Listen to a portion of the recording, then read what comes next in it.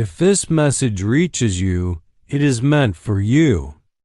Not because you were searching, not because you clicked the right video, but because something in you is tired of striving, tired of fixing, tired of becoming someone else just to feel okay.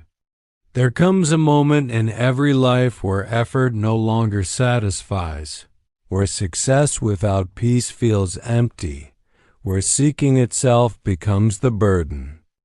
This is the moment both Joel Goldsmith and Neville Goddard were pointing toward, even though they used different words.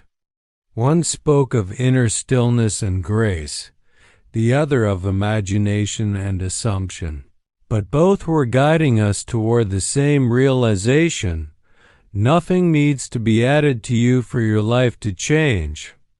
Something only needs to be seen.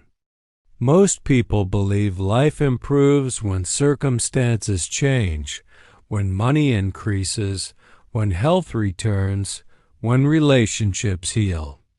But both Joel and Neville taught that circumstances do not change first.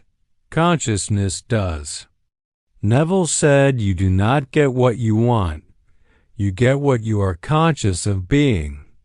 Joel said when you stop trying to fix life, grace enters. These are not opposing ideas. They are the same truth seen from two sides. One invites you to assume the end. The other invites you to rest in what already is. Think about money struggles in real life. A person wakes up every day anxious about bills, replaying numbers in the mind, constantly thinking, I need more. I must work harder. I must escape this situation. Neville would say this person is living in the state of lack. Not because money is low, but because consciousness is occupied with shortage. Joel would say the same person is resisting life, believing supply comes from effort rather than from an infinite source. When the person stops mentally arguing with lack and instead rests inwardly in the feeling of security, something remarkable happens.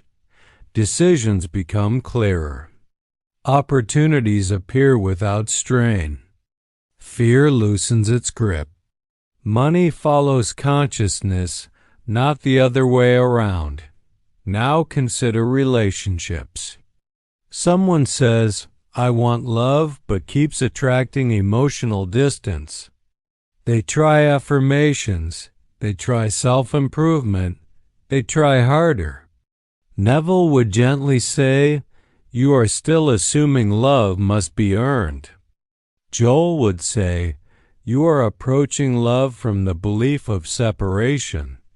Nothing changes until the assumption dissolves. When the inner state shifts from seeking love to resting in the feeling of being whole, relationships reorganize naturally.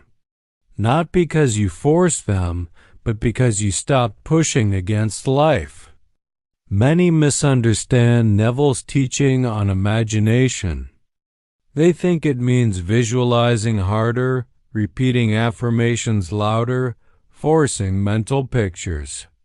But imagination, as Neville taught, is not effort. It is acceptance. It is entering a state so naturally that the body relaxes. Joel would say the same thing in different language. He would say, be still. Let truth reveal itself.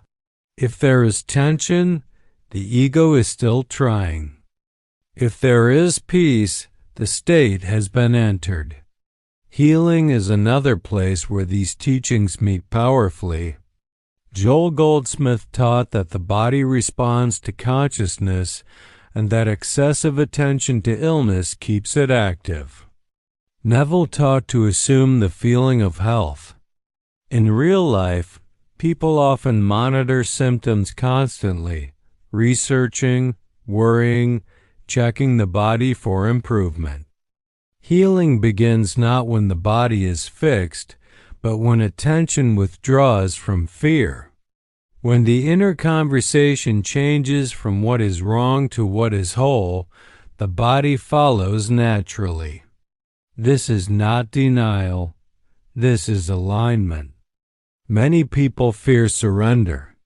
They think surrender means giving up, becoming passive, or accepting limitation. But Joel taught surrender as the release of resistance, not the abandonment of life. Neville taught surrender as accepting the end as real. Both showed that surrender does not remove action, it purifies it. When desperation ends, action becomes aligned. When strain disappears, flow begins. Consider a job seeker who applies desperately everywhere, fearing rejection, forcing outcomes. Nothing moves. Then one day, exhaustion sets in and something softens inside. They stop chasing. They trust. Their energy changes. Conversations improve. Interviews flow. The job arrives not because they tried harder, but because they stopped fighting life. Neville warned against waiting consciousness. Joel warned against future-based thinking.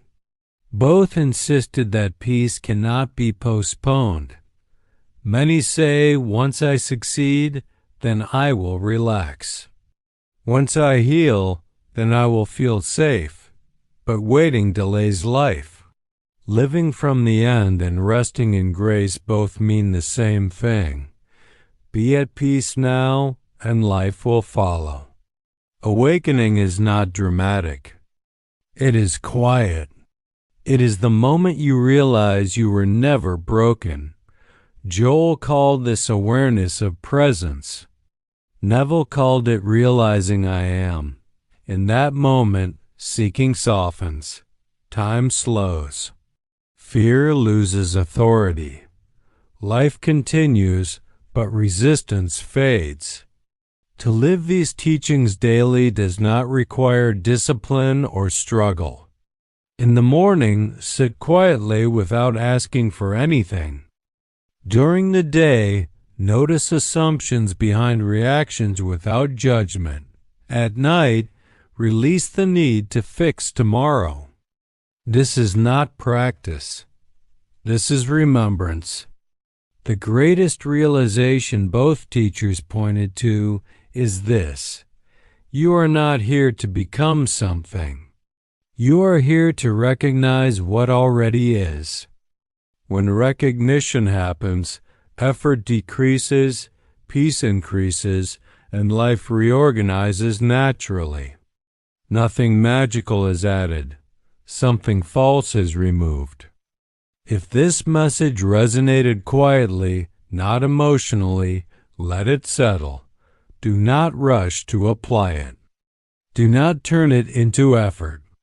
Simply notice where you are still trying and where you can rest instead. If this teaching brought clarity, subscribe for deeper guidance. Share it with someone who is tired of striving, and pause after this. Because sometimes the greatest shift happens not when you seek more, but when you finally stop. You were never behind. You were never lacking. You were only remembering.